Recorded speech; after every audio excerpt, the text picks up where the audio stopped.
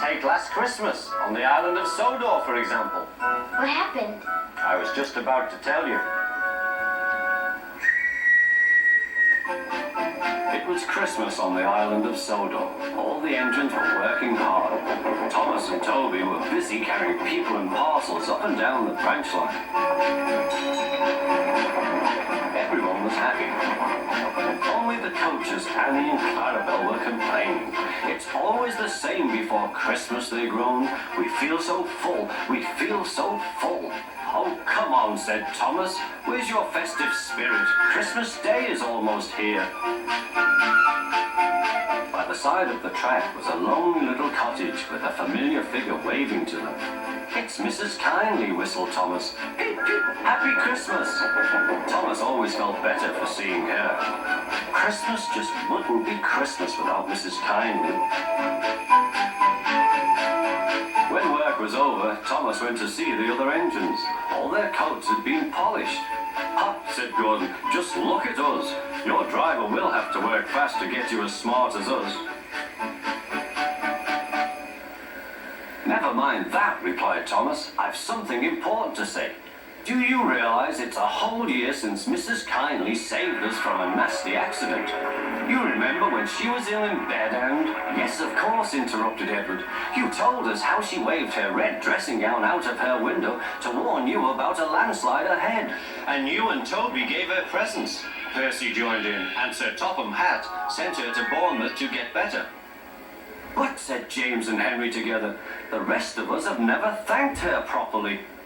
"Exactly," said Thomas. "So now I think we should all give her a special Christmas party." Everyone was getting very excited. The drivers felt sure that Sir Topham Hatt would agree, as indeed he did. The engines were all busy making plans when silence fell. Sir Topham Hatt had bad news. "The weather's changed badly. Mrs. Kindly is snowed up. Toby says he'll help to rescue her. You must help too, Thomas. There's no party unless you do." Thomas hated snow, but he said bravely, "I'll try, sir. We must rescue her. We must." "There's a good engine. You and Toby will manage splendidly." Thomas charged the snowdrifts fiercely. Sometimes he swept them aside, sometimes they stuck fast, and the men had to loosen them.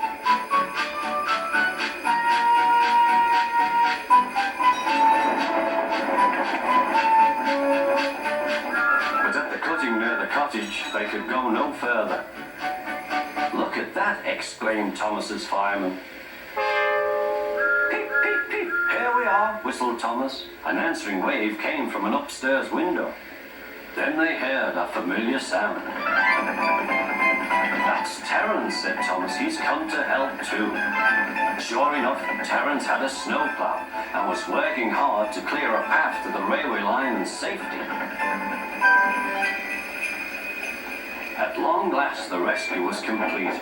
Percy took the tired workmen home.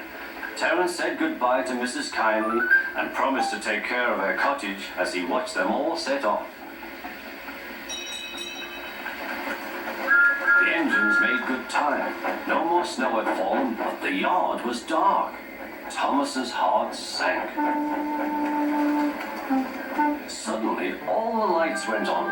What a marvelous sight awaited Mrs. Kindly. "Well done," said Sir Topham Hatt. "I'm really proud of you all." Mrs. Kindly especially thanked the smaller engines. "Thomas and Toby are all friends," she said. "And now, Percy, you are my friend too." Percy was very pleased. "3 cheers for Mrs. Kindly," he called. "Peep, peep, peep!" They all whistled. "We wish you a Merry Christmas. We wish you a Merry Christmas. We wish you a Merry Christmas and a Happy New Year." Thomas the Tank Engine and his friends thought it was the best Christmas ever, and Mrs. Kindly could think of nowhere she would rather live than here with them on the island of Sodor.